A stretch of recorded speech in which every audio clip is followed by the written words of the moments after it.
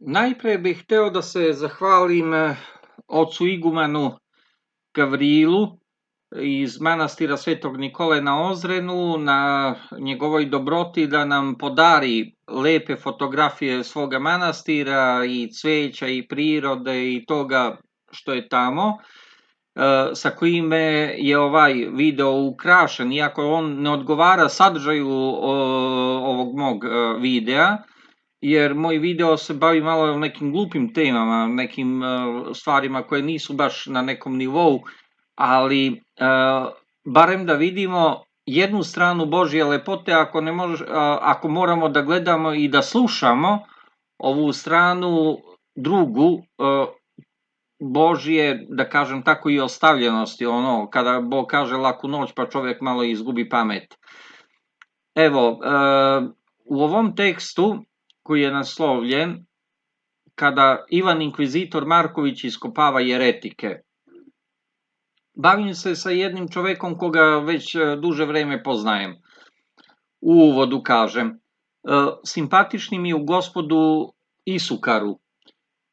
Evo, recimo ta reč Isukar, ja sam kao mlad čitao neke stare prevode hrvatske iz 16. 17. veka, dela latinskih otaca, i tamo imamo ovu ligaturu gde kaže Isukar, kao kod nas što srećemo u crkvenim knjigama koje pevamo na liturgiji, odnosno u crkvenim službama, na crkveno-slovenskom, pa imamo ISHS, što označava Isus Hristos. A ovo mi je bilo jako simpatično Isukar.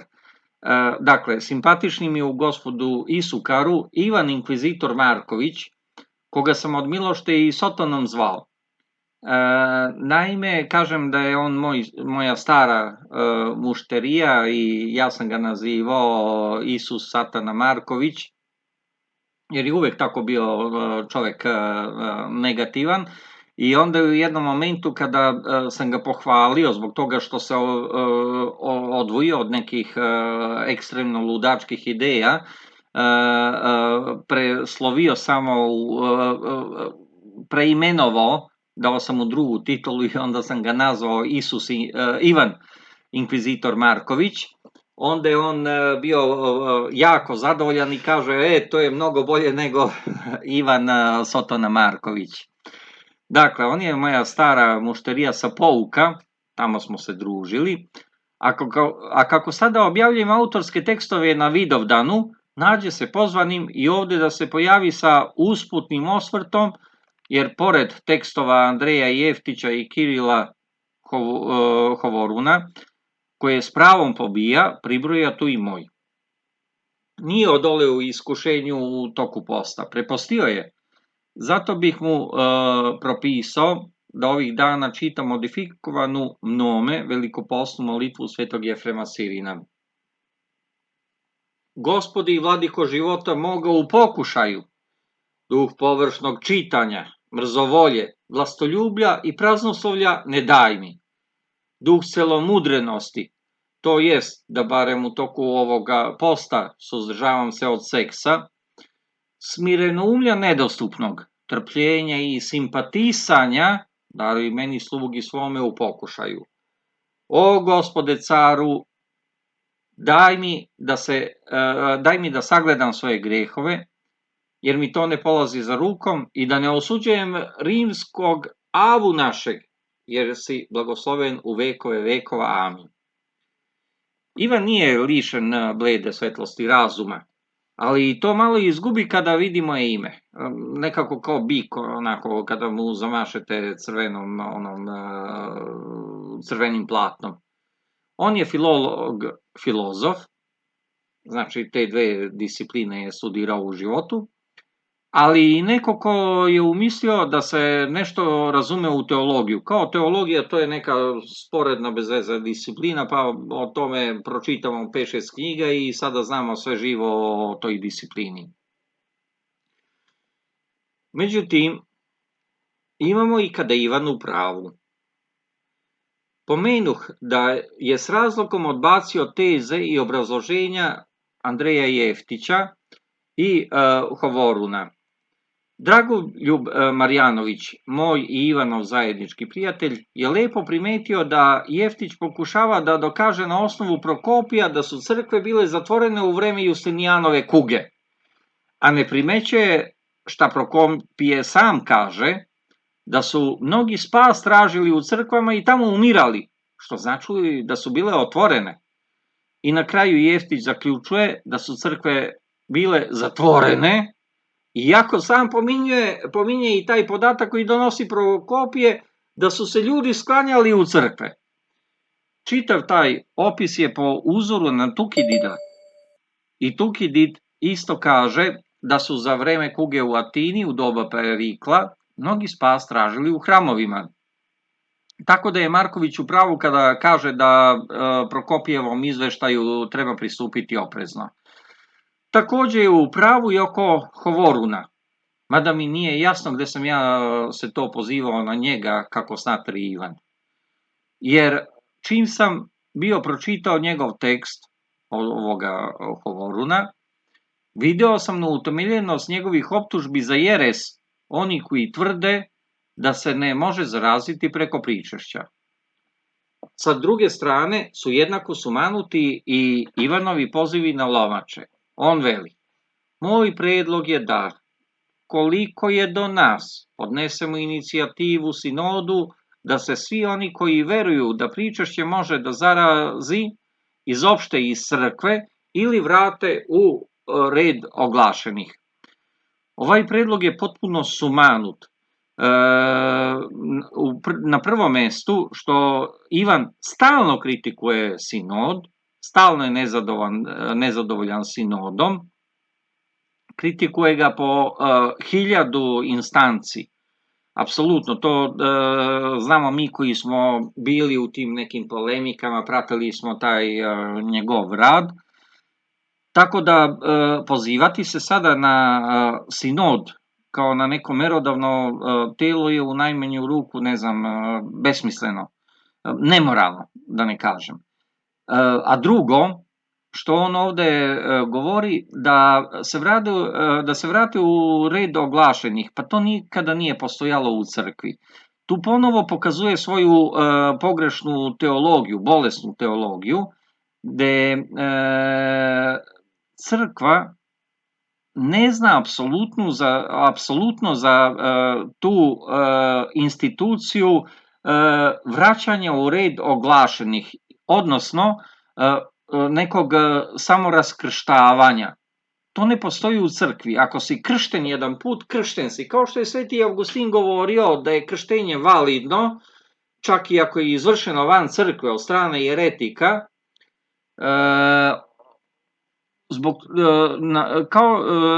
i tu je pravio paralelu sa obrezanjem, jer kada se jedan put izvrši obrezanje, ne može više da se na kalemi to prepucio taj koji je obrezan, kožurak koji je obrezan. Dakle, ostaješ obrezan za ceo život i ne može niko više da te obreže. Znači, to su stvari koje su van nikakve pameti. Mi znamo u istoriji da, ako se dobro sećam, samo je valjda Julijan Apostata, drugar Vasilija Velikog i Grigorija Bogoslova, on je tražio bio da se raskrsti, jer u to doba je već bilo ono običaj da se krsti. Ili takođe Konstantin Kopronim, ali nisam siguran za njega. Govorim, dakle, po nekom maglovitom sećanju, da je bilo takvih sumanutih ideja kao što je pomenuo Ivan Marković u svom predlogu, ali to su bile ideje nekih proverenih, osvedočenih jeretika, odnosno ljudi koje je crkva sama anatemisala. Dakle, čovek jednostavno deli te ideje. Bizarna Ivanova površna čitanja. Plemenitom gospodinu sam već skrenuo pažnju da nisam čovek jednog teksta. Ima negde jedna izreka, kaže čuvaj se čoveka jedne knjige. Nego da se svaki od njih mora prečitavati. Dakle, jednostavno to je neizbežno kada neko studira neku materiju da mora da pročita knjigu i više puta čak. Ja se sećam sada, evo jedna parentezi, Vladika Danilo Krstić, pokojni, on je imao neke 3-4 bojice sa kojima je beležio, dakle, manje važna i najvažnija mesta. Takođe znam da je Irinej Bulović kada je studirao, on je prvo čitao stvari i tek je posle podvlačio. Znam da je recimo i Pere Jevremović uzeh jedan put knjigu Svetog Grigorija iz Nise, iz univerzitetske biblioteke, na grčkom je bila kritičko izdanje Jaspersovo i tu vidim neko je beležio nešto običnom olovkom pisao i ostalo i ja mu kažem znaš eto neko je zabeležio tamo te neke stvari i on kaže pa to sam ja bio. Tako da sam se prijatno iznenadio. A inače Pera beleži kako pročita neki tekst, tako to što čita i beleži na tom jeziku. Bilo je jako interesantno. Dakle, svako od nas beleži na neki svoj način. Moje knjige i moji tekstovi kada ih čitam deluju kao neko campo di battaglia, borbeno polje. Tu ima svega i svačega, znači nema nekih normalnih zabeleški. Dakle, na ovu temu direktno sam publikovao 7 tekstova i zato mi je žao što nije čitao to. Ali se argumenata dotičem i drugde.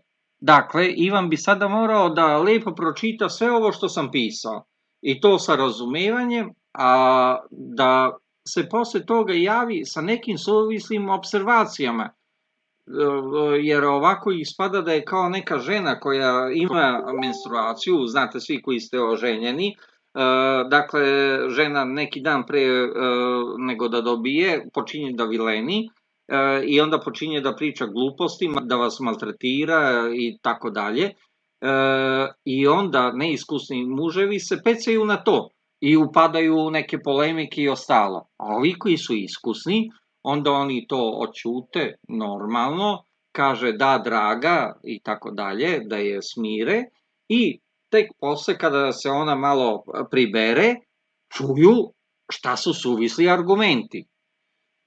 Dakle, poštedeo bi nas Ivan čak i da je ovaj jedan tekst pročitao sa razumevanjem, a ne željom da se po svaku cenu spori. U najkraćem ću se osvrnuti na neke njegove primedbe, a posle ću izneti neke dodatne argumente koje nisam publikovao, jer sam nalazio da u ovoj ostrašćenoj situaciji nisu prikladni. Ivan me je priključio šarenolikoj družbi na osnovu samo jednog zajedničkog čimbenika, a to je moje teorijsko dopuštanje da se dobije virus u crkvi za vreme pričašća. Međutim, mene od mnogih deli to što nam premise uopšte nisu iste. A to je Ivan priznao da sasvim jasno obrazlažem da je u pričašću realno prisutan Vaskrsli, dok bi neki moji oponenti mislili da je pričašće neka slika, simbol ili spomen Isusa. Zato bi za njih bilo neizbežno da se neko zarazi, jer imamo samo obične supstance, hleb i vino. Dok je moj stav da je moguće da se neko zarazi, iako su mogućnosti jako male, verovatno i manje nego kada se ide u kupovinu. Ivan piše: Imaše Zoran Đurović dobro poznatim argumentom da se eto pričašće može i uplesniviti. Sve i da može. U pitanju je telo i krv Boga koji ima i ljudsku prirodu čime posjeduje i biološki materijal. Ali iz toga ne sledi da bilo koji biološki agens koji inače ispoljava patogene funkcije može iste te funkcije da ispoljava i kada je u telu bogočoveka. Potpuno je nejasno šta želi da kaže. Sa jedne strane priznaje da pričešće može da se ubuđa, sa druge da su patogene buđi nemoguće u pričešću. Kao da poredi pričešće sa gorgonzolom, sačuvaj me Bože. Da je čitao uputstva za sveštenike, a izvor sam bio naveo, video bi da se tako pričešće, koje je ubuđano, spaljuje, jer nije za ljudsku upotrebu, iako je validno kao sakrament. Dakle, imamo patogene buđi, ali ne u onome što je vaskrslo telo Hristovo, nego u onome preko čega nam se ono daje, to jest u hlebu i vinu. Što je najluđe, Ivan se ovdje poziva na moj lavirani argument. Lavirani u smislu da sam nešto eventualno suptilno rekao. I citira, dakle, u svetlu dogme o transubstacijaciji teško je zamisliti da sveti darovi mogu da se ukvare ili da se preko njih može preneti zaraza. Naime, kvarenjem oni bi poslali nešto drugo i teško je reći da se kvare samo akcidencije, kao da bi one postojale odvojeno od suštine ili prirode. Završen citat. Dakle, niko ništa od patogenog ne može zamisliti u vaskrslom, a Ivan, ponavljajući moj rezon, samo pokazuje da nije razumeo o čemu sam govorio. Zatim on kaže: ničim izazvan Zoran Đurović nas optužuje za afthartodoketizam. Obsesivac kao i rodoljub Jat Kubat piše th za tetu, a treba na normalnom srpskom da kaže afthartodoketizam. Ne čuh ga nigde da kaže theos, nego teos. Ovdje je potpuno mašio temu, jer sam govorio o mogućoj opasnosti interpretacije u tom ključu, ali će posle biti jasnije šta sam imao na umu. Dakle, taj ceo diskurs o afthartodoketizmu apsolutno nije ukapirao. I sada nastavlja, citiram ga. Auktor ispravno primećuje da se mi ne pričešćujemo Hristovim predvaskrslim telom, već upravo vaskrslim koje je već netruležno. A ako je netruležno, biološki agensi koji bi eventualno bili prisutni i u tome telu, ne bi mogli da posjeduju svoje patogene funkcije. I ovdje se vidi bazično Ivanovo nerazumevanje šta je Isusovo vaskrslo telo. On to svodi i poistovećuje sa svetim objektom u čaši. I pitam sada svakoga od vas, ko bi bio toliko lud da kaže da u Hristovom vaskrslom telu postoje neki patogeni elementi i tako dalje, i da to telo se razlaže i da to telo, ne znam, vrši neke funkcije kao što je naše telo. To ne postoji. Dalje veli. Krenimo sada na drugu auktorovu optužbu. Ovo autor koristi od mene, jer autor je više hrvatizovana reč.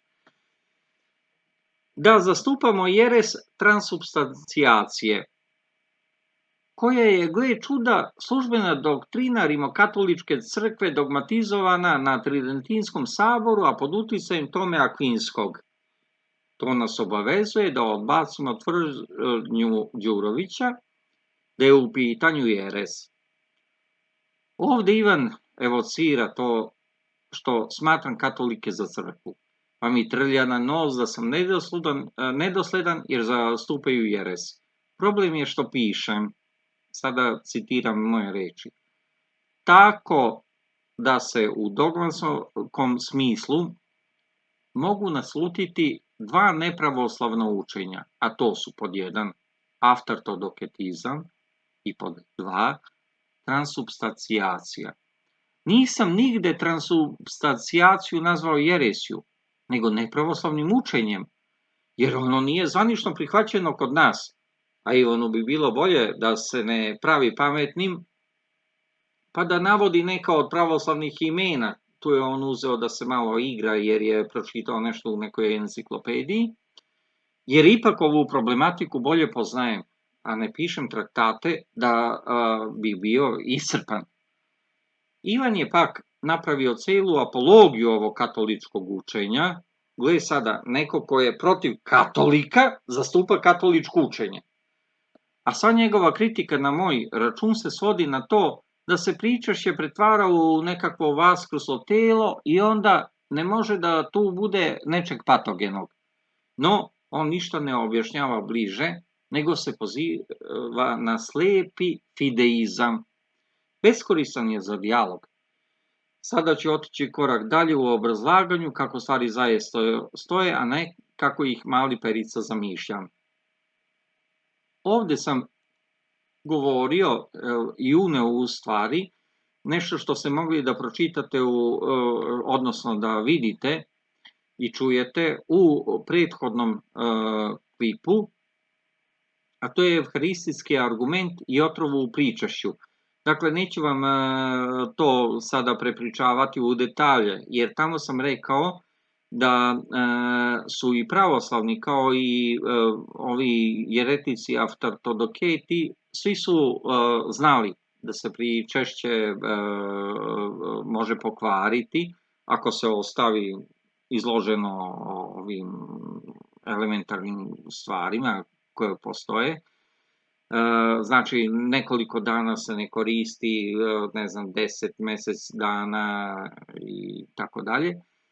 Dakle, ono se kvari kao svaka druga stvar. I to je bila ta polemika svetoga Anastasija Sinaita sa aftartodoketima, gde je on, dakle, njima u brk rekao, kaže, ako vi zamišljate da je to nešto što je netruleživo, ono ne može da se pokvari. I to je takođe moj sada argument, iako je ovaj Anastasijev pogrešan, moj argument protiv transubstancijacije, jer ne može da se promeni priroda te tvari. Znači, mi ne govorimo o promeni neke tvari, nego govorimo o tome da ta tvar koju mi primamo, ona nama sada komunicira, daje tog Hrista, Isusa i čini nas sudeonicima Carstva nebeskog. Ali takođe, ta tvar nas preobražava u to samo telo Hristovo. Tako dakle da mi nemamo samo jedan neki objekat koji bi nas sjedinjavao sa Bogom. Jer sam Bog koji se ovaplotio ovde, Logos, Sin Božiji, on nas čini sudeonicima tog Carstva nebeskog.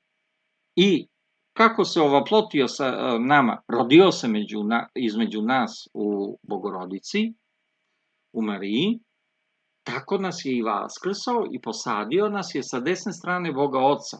I to nam on daje. Daje nam da budemo u tom eshatološkom svom carstvu, da budemo učesnici tog carstva. Ne daje nam nikakvo drugo telo. Eto, ali kažem da postoji ono što je truležno, a to su ove stvari preko kojih se komunicira. I zbog toga sam naveo primere da je moguće i otrovati se preko pričešća kada se sipa neki otrov. I to su primeri koji su potpuno evidencirani. Dakle, imali smo neverovatne primere šta je sve ljudima padalo na pamet da otruju druge preko samog pričešća, sipajući otrov u pričešće.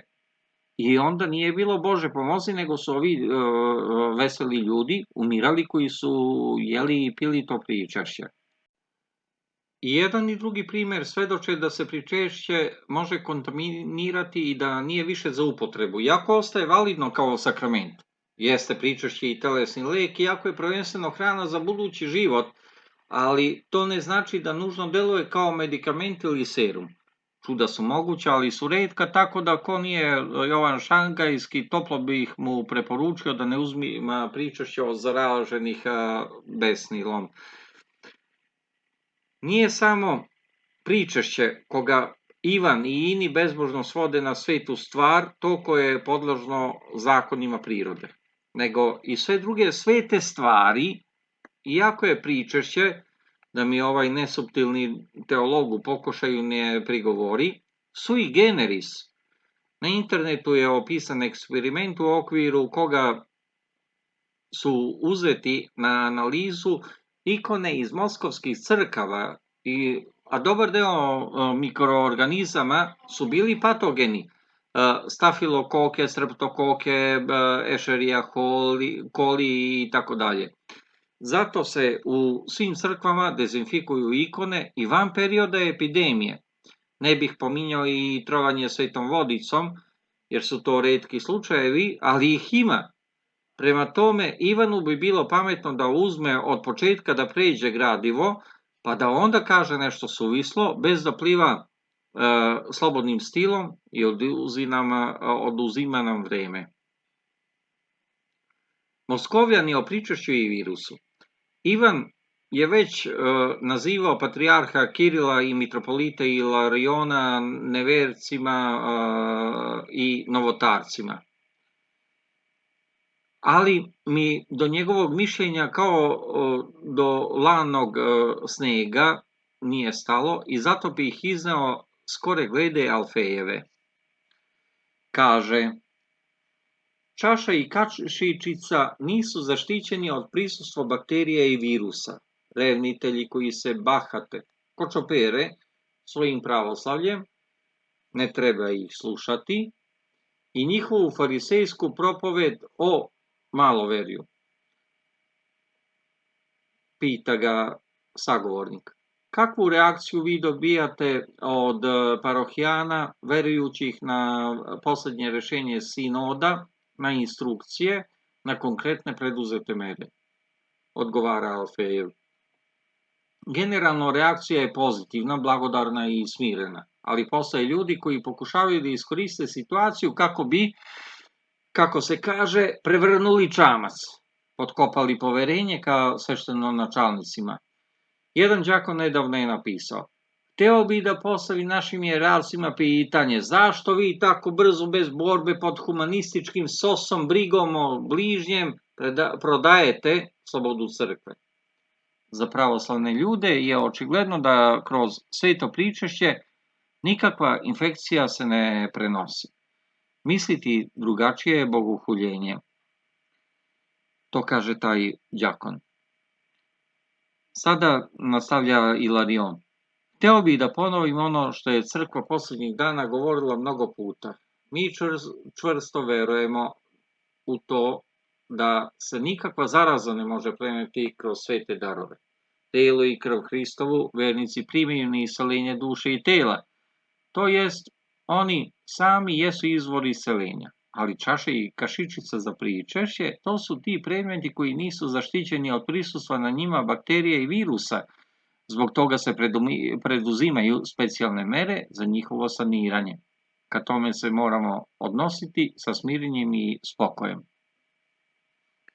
Oni koji se danas bahate svojim pravoslavljem, koji sa gordošću govore da ispovednici u karantine idu, ponašaju se ne evanđeljski, već farisejski. Oni se koriste krizom radi promovisanja sebe. Pogledajte, govore, ja nisam takav kao ostali ljudi, ja sam ispovednik vere, a ne poput patrijarha i ostalih arhijereja. Ovo je neodgovorno i egoističko ponašanje. Ne bojiš se da se zaraziš sam, misli o drugima. Takve ljude ne možete ubediti u suprotnom. Ali ja bih hteo da se obratim ka onima koji se pod uticajem ovih propovednika mogu sablazniti. Verujte mi, dragi moji, svjetijejši patrijarhi i svešteni sinod ne pozivaju gore od naših prepodobno revnitelja. Takve ljude ne možete ubediti u suprotno. Ali ja bih hteo da se obratim kao onima koji se pod uticajem ovakvih propovednika mogu sablazniti. Verujte mi, dragi moji, svjetijejši patrijarh i svešteni sinod ne poznaju gore od naših prepodobno revnitelja svešteno predanje crkve. Kad se instrukcija pripremala, proučavali su se presedani. Na kraju krajeva, crkva se nije prvi put suočila sa epidemijom. Ovo promišljanje je sasvim u skladu sa preporukama Sinoda Srpske crkve, akt broj 254, 25. mart 2020. Područnim episkopima govori. Preporučujemo da u svetom putiru svaki put bude dovoljno krvi Gospodnja, a čestice tela Gospodnjeg da ne budu velike, tako da pričasnik, dovoljno otvorivši usta, može da se pričesti, a da ga sveta ložica i ne dotakne. Ložica ili lžica slovenski je kašičica. Dok Rusi dezinfikuju kašičice, ovde se to izbegava, jer ista ne dodiruje usta pričasnika. Na taj način se pričašće neće kontaminirati. I ovo je u skladu sa kanonskom praksom, mada malo opuštenije nego po starim propisima. Ovako je jasno da se preko pričašća niko ne može zaraziti, a ne da se poziva na neko dezinfekciono sredstvo pričašća, Bože me sačuvaj.